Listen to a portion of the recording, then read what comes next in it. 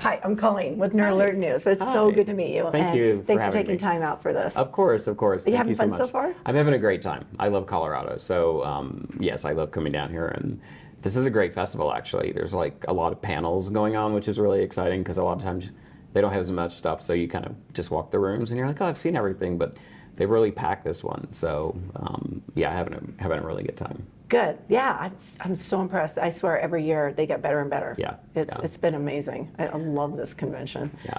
All right, so where do you live then? California. Okay. Live in Los Angeles. Okay. Yeah. I grew up in Laguna Niguel. So I have never been there. There's Is it near not. Laguna Beach? Not that exciting. It's really close to Laguna Beach. Okay, so Yeah, so. the it's Laguna, really good. okay. Yeah, I was a Laguna girl for a while. So, we're going to talk about Final Destination. Well, I Of course, have you no know, I idea have what to that start. Did is. you even know I would even bring that up? What is that? I don't know. So, well, I sometimes picture things that are truly terrifying. Like, is that pole going to come off that truck and impale me? Because I swear I think things like that. It's pretty sad. I got that twisted little mind. Do you have the twisted little brain too? Is that where you came up with this stuff? I have a twisted brain in that I love horror in a fun way. Like I don't have a twisted brain in like I like violence in real life or anything like that. Oh yeah. But I didn't mean that no. But twisted. I just you know. yeah no. But some of my friends are that twisted. They're like, yeah, I love watching murder like real life. I'm like, yeah. But no, it's for me. It's about having fun with horror films and kind of thinking about stuff. Especially with Final Destination, a lot of my work, it's like trying to figure out like what will scare people. And what I love about Final Destination is I came up with the idea when I was flying home to Kentucky, reading an article, and when I was working on the story for the second one, we couldn't figure out I was going to be a hotel fire, and the producer was like, that's not good enough. And then I was driving home in Kentucky again, and I got behind a log truck, and I pulled over, and then I pulled off the highway and called him, and the rest is history. And it's like one of my, and it's not just because I came up with that. I think the director David Ellis did such a great job directing that scene. It's actually I think probably one of the top 5 horror openings in my opinion in horror. I just love it, and I still get like log truck pictures almost every day. So it's amazing that it's just, you know, as a horror fan, I'm very grateful that it's had the impact that it has on the zeitgeist. Well, the thing about Final Destination is these things that happen seem really real. Like, I swear they feel like they could really happen. Yeah. They're not corny, they're not campy, they're not, I feel like, oh my God, that could really happen to anybody. So that's what makes it truly terrifying for me. Yeah. So. And I think the universal fear of death is what I wanted to tap into with the movie, because I knew everybody was afraid of death, and I definitely wanted to make sure we didn't show death. I do always love to give credit where credit's due, and James Wan and Glenn Morgan, who were the directors, came on, and they came up with the Rube Goldberg device, because my original draft, because I'm a huge Nightmare on Elm Street fan, was very influenced by Nightmare on Elm Street. So it was very death, basically played on their survivor's guilt, and in these really kind of terrifying scenes, and then till they committed suicide. And the studio is like, that's a little dark. So, and I'm really grateful that they came up with the Rube Goldberg thing, because it really roots it, like you said, in reality. So people are always looking around, you know, like this could get me or that could get me. So that, I think that, you know, that part of it made it a lot more accessible outside of just the horror fans. Like, I know so many people who are like, I don't watch horror movies, but I love Final Destination. So I think the heavier version would have done really well with horror fans especially, but I think that this is kind of spread out, you know, into other people who don't usually watch horror. So yeah, I'm just grateful that again, it's a thing. It's a thing. It's a thing. I like it. I mean, it's just incredible, and it's unique. I feel like it's more unique than in all the other horror movies. That's what makes it really special. And we had a hard time. Like, that's the thing about Hollywood. It's like people complain about remakes and stuff, but it's like people don't want to take a chance. Like, I worked at the studio that did it, and they were like, well, but how can you have a killer that we can't see? It doesn't make sense. It's like, it's death. Like, so we had to threaten to take it to another studio before they finally agreed to do it. And you know, thank God they did. But you know, it's kind of hard, you know, to get something that hasn't really been made. It's not like that unique until it comes out, and then it does well. And then everybody's like, bring us something else like Final Destination. And I'm like, sure, I'll just pull another one out of my rear end. You know, those ideas are so easy to come by. Yeah, pull another one out. So Are you pulling anything out soon? I am. Like, what's coming up? Yeah, no. Once the strike ends, there will be another Final Destination film. It got stopped because of the strike. Okay. And I was also directing my first slasher film that got stopped because of the strike. I read that. So yeah, I'm really, again, hopeful by the time, this interview comes out, or at least within a week or so, that the AMPTP,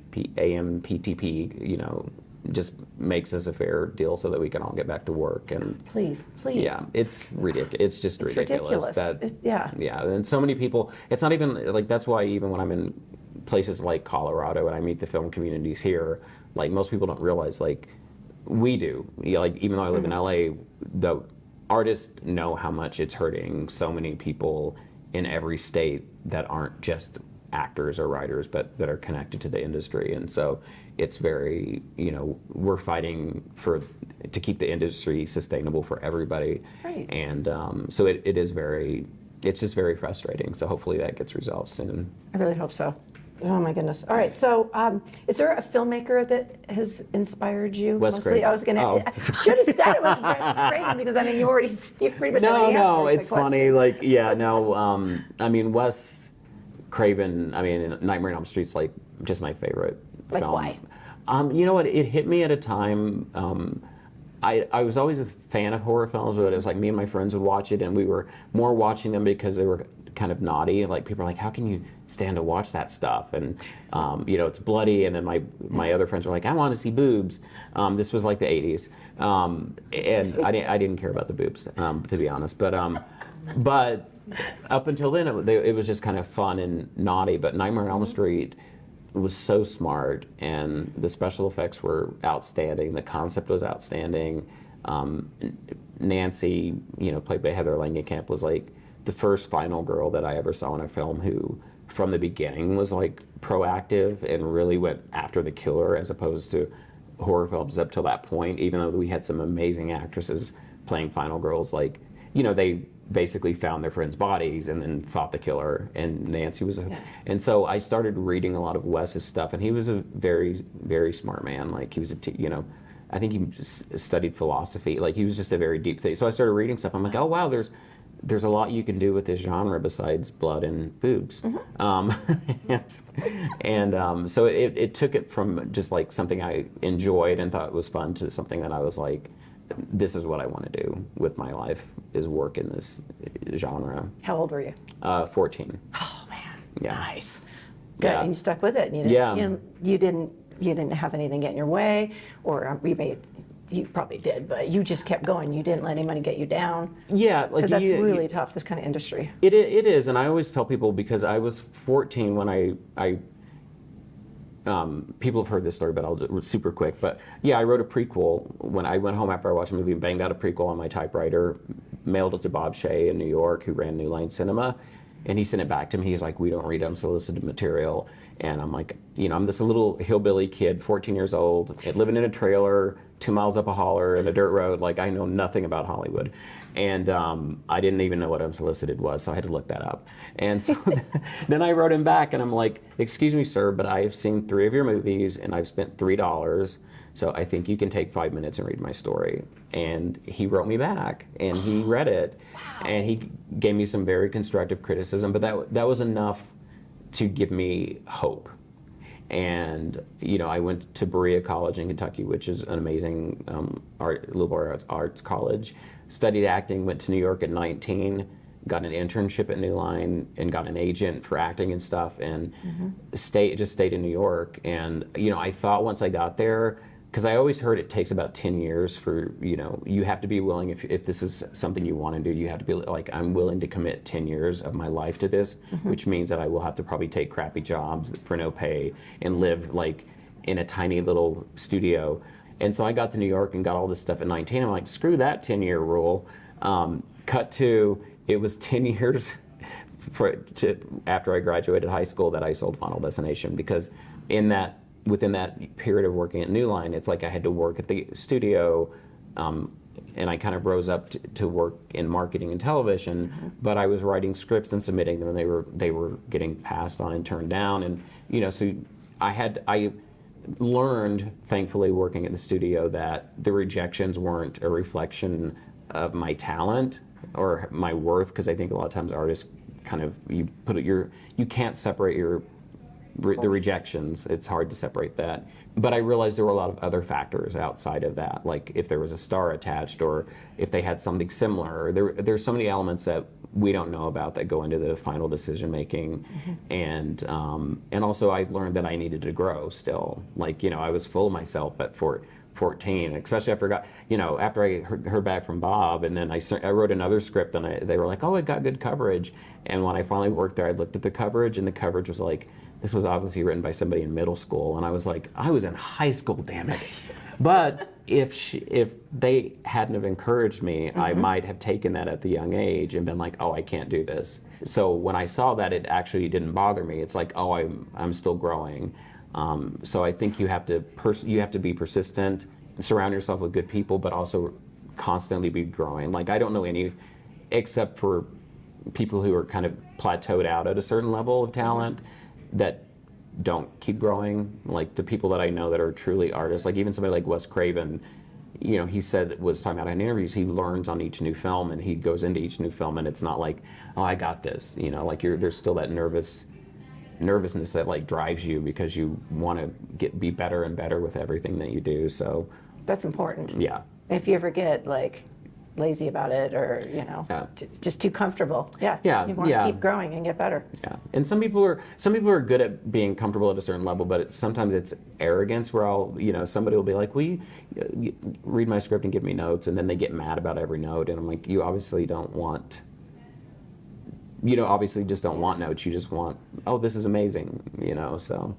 Yeah, that's really good advice. Yeah. Right? That's really good advice for everybody. Sometimes. Okay. Sometimes I give good advice. Sometimes I give really awful advice. I doubt that. Okay. All right. I asked my readers to submit questions, and I picked one, and it's pretty ridiculous, but I just have to ask you. Okay. So, are you now, or have you ever been a werewolf or a vampire? No. Darn it, right? No, See? yeah. You want to, right? Which would you pick? Well, obviously a vampire. Why obviously? Well, I should say. Well, I wouldn't want to be a Nosferatu vampire. I'd want to be a Chris Sarandon vampire, or a Brad Pitt vampire. Oh, right on. Or a Wesley Snipes and Blade vampire. I'd want to be a good-looking vampire. Yeah. But because I grew up in like I said, a trailer. We ate possum and stuff, so I could drink animal blood. So I wouldn't have to kill anybody, and then I could just live forever and just be like cool. And why not? Not age, Not age, just, and just meet all the cool dudes and be like, "What's up?"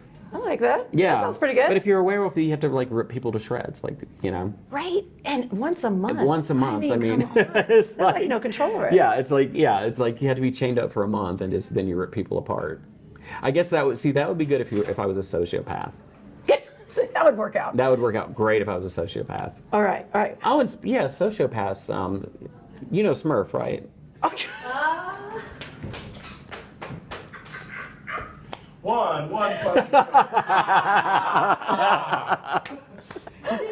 All right, we got to squeeze in one last thing here. Okay. I like doing speed rounds because I get great answers. Okay. Okay, so ready? Yes. Set. All right. When you want to kick back and relax, what are you wearing? Underwear. I asked for that, didn't I? Mm-hmm. All right. Favorite gas station snack? Like mine's peanut M&Ms. Mine is non-peanut M&Ms. Okay. Right. Pure chocolate. Why not? All right. Latest TV show you've binge watched? Latest TV show. The After Party. God, that's what the other guy said. Do you have a movie you watch over and over and over and over? A Nightmare on Elm Street. Why did I just know? Duh. I'm very dull. I'm very boring. It's not a boring or duh. It's comfort. It's comfort movie. Yeah. That's what we go for. All right. Do you have a favorite book? Salem's Lot. Oh yeah. Yeah. Nice. All right. I should have said the Bible. I know, but Salem's Lot. You should have said Salem's Lot. Come on. All right. Marvel or DC? Marvel. Okay. I started off with the X-Men. I have to say with the horror version where Dracula was after Storm, and then after that, the next episode was Ilyana in Limbo and Hell. So I'm like, this is the scariest comic ever. So X-Men, Marvel. Then Marvel. All right, favorite country that you have visited? Ireland. Oh yeah, cool. I haven't heard that one yet. Beautiful. All right, pie or cake? Cake. Finally, everyone says Yeah. pie. I finally got a cake answer. All right, dawn or dusk? Dusk. Yeah, me too. All right, what is your dream car? Like if you had millions and millions and millions, you just want a car built from scratch, just the way you want it. Okay, this is gonna be a ridiculous answer because I'm very practical, and I like Hondas. But they have some pimped out Hondas. Like you can get like fancy Hondas. You can pimp out a Honda? They have some like high-end Hondas. All right, well, okay. So I just got to keep it real. Like I could have said like a a Porsche or something, Yeah, but or a Corvette. or Corvette, but no, it would. Just the practical part of me has always liked Hondas, and so when I was like looking, I was like, oh, they've got some like cool Hondas. So that's gonna make this is gonna make me like really popular. Well, these are just I just haven't had these answers, so this is really good. I love getting different answers. All right, when you go camping, tent or a camper, like glamping, or do you like to rough it? No, I mean camper. I have only roughed it from hillbilly days. Yeah, you were already but now I'm older. I'm just like I want a camper. For real. For real. All right. I was going to ask who inspires you, but I mean, I got in the film industry, but personally, who inspires you? Like, My mom inspired me so much because she just gave me the basis for believing myself and being a decent human being. Nice. And I'd say my mom the most, and then Baha'u'llah, who's like a prophet in our religion, the Baha'i faith, so he inspires me a lot as well. And then, I mean, Wes Craven obviously inspired me as a filmmaker, and Stephen King and Clive Barker. Okay. Those are some of my big inspirations. Excellent. And my sister, I have to say, my fucking kick-ass sister, who's a year younger than me, but she's in the military. And thank you for her. Thank you. Yeah. All right, where can we stalk you? Jeffrey A. Reddick on Twitter and Instagram. I would get off Twitter, but I have more followers there, and I don't do anything interesting on Instagram. I'd be like typing all the time, and nobody wants to see that all the time. Okay. Or maybe some people do. Okay. All right. Yeah. So everybody keep track, because you've got movies coming. They're coming. After this, yes. After this thing gets resolved. All right. Thank you so much for your time. Of course. Thank you so much for having me. Yeah. No worries. All right. All right. Thanks. Thank you. Take care. Thanks. You too.